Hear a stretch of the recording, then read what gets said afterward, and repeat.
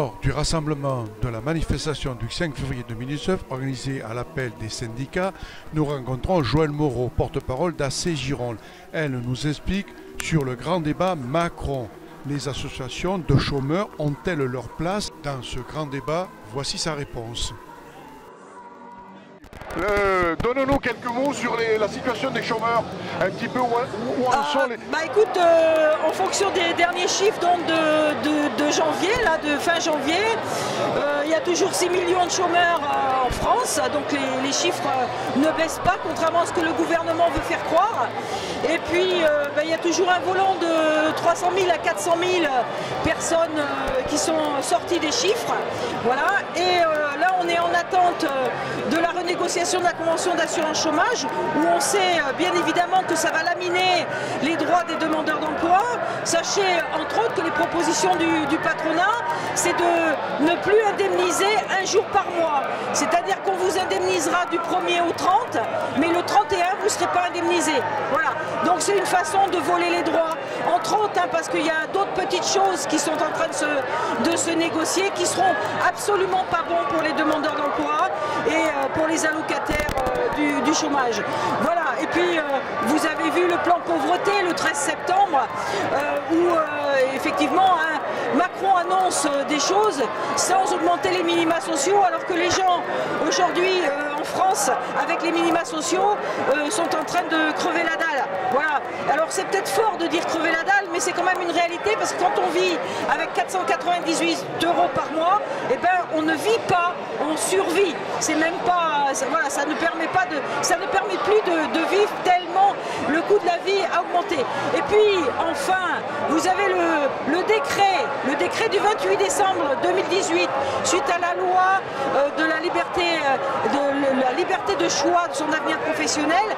C'est le décret Pénicaud qui est extrêmement coercitif contre les demandeurs d'emploi, puisque maintenant on va subir des contrôles, il va y avoir un livret électronique, vous allez être obligé de faire un livret électronique, vous allez avoir des contrôleurs qui sont en augmentation entre 600 contrôleurs, ça passe à 1000 contrôleurs, avec la volonté d'une coercition terrible sur les demandeurs d'emploi et les chômeurs. Les gens vont être radiés, parce que dans la réalité, il n'y a pas suffisamment d'emplois. On voit bien que si on avait une création d'emplois de 10 000 par mois, il faudrait plus de 99 ans pour résorber le chômage. Donc ce que dit Macron, c'est la solution Macron, c'est la coercition, c'est le contrôle, c'est la radiation, et c'est d'enfoncer les gens de plus en plus vers la misère, la pauvreté et la rue. Voilà ce que M. Macron nous offre.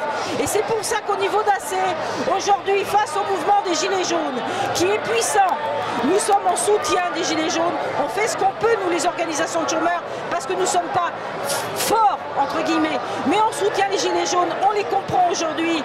Il ne devrait pas y avoir dans le pays aucun salaire, aucune retraite, aucune allocation, aucun revenu en dessous du SMIC. Voilà. Et le pouvoir d'achat, c'est important. Et on est là pour soutenir les Gilets jaunes. C'est pour ça qu'on y est le samedi. C'est pour ça aussi qu'on suit les appels des syndicats. Et on continuera à aider les camarades de la CGT, comme de Solidaire, comme de la FSU, parce qu'eux au moins sont en lutte. Je ne parle pas des autres partenaires sociaux qui, eux, sont des collaborateurs de classe, des traîtres, il faut le dire maintenant. La CFDT, comme EFO, comme la CGC, ce sont des traîtres sociaux. Oui, deux mots sur le grand débat. Pourquoi les chômeurs n'arrivent pas à rentrer et poser des questions aussi dans le grand débat? Alors, mais le grand débat, c'est un enfumage. Au niveau d'AC Gironde, on est allé sur le site du granddébat.fr. Ce sont des questions orientées, proposées par le pouvoir. Où est-ce qu'allez sur le site, faites l'expérience. Où est-ce qu'on parle de pouvoir d'achat? Où est-ce qu'on parle de pauvreté? Où est-ce qu'on parle de misère? Où est-ce qu'on parle de chômage? Où est-ce qu'on parle des salariés qui travaillent 8 heures par jour dans les boîtes, voilà, ou qui n'ont pas de temps de libre? Où est-ce qu'on parle des gens de la vie ordinaire, de la réalité? Allez voir sur le granddébat.fr. Pour ça, qu'entre autres, que AC demande la démission de Macron, comme les Gilets jaunes aujourd'hui. Parce que si on continue avec ces logiques libérales, depuis 44 ans, on les vit. Et depuis 44 4 ans, on est dans une misère noire. Voilà la réalité. Ce qu'il faudrait, c'est la réduction du temps de travail, sans flexibilité, sans analysation, à 32 heures tout de suite. Et la création d'un revenu garanti pour tous, avec ou sans travail, et à hauteur du SMIC. C'est pour ça que vous votez le grand débat, les associations de chômeurs. Au niveau d'AC Gironde, on a envoyé sur les cahiers de doléances de la mairie de Bordeaux, on a envoyé des revendications qu'il faut effectivement satisfaire. On a envoyé aussi à l'Elysée et sur l'adresse du granddébat.fr la même tribune avec nos revendications. Mais on n'a pas pu passer par le granddébat.fr parce qu'on ne pouvait pas mettre la tribune d'AC Gironde directement sur le site. D'accord. Et il y a un débat à Clermont-Blanc le 23. Est-ce que vous allez y aller ou vous le boycotterez, ce débat? Écoute, depuis 20 ans, on est sur le terrain. On a été créé, nous, on est créé depuis 1994. Tu le sais, hein. Oui. Donc, on ne va pas s'amuser maintenant à courir les débats et les débats. Nos revendications sont connues. On le voit bien. On s'est battu pour la gratuité des transports. On s'est battu pour les fonds sociaux. On a occupé les ANPE. On a occupé les ACDIC. On est aujourd'hui en relation avec Pôle emploi. On résout les problèmes des demandeurs d'emploi qui viennent nous voir. On a nos revendications. Toutes les institutions comme les administrations les connaissent. Ils n'ont qu'à les mettre en place.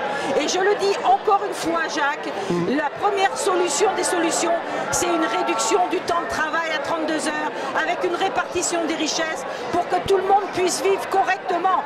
D'accord. Merci Joël Moreau. Merci à vous.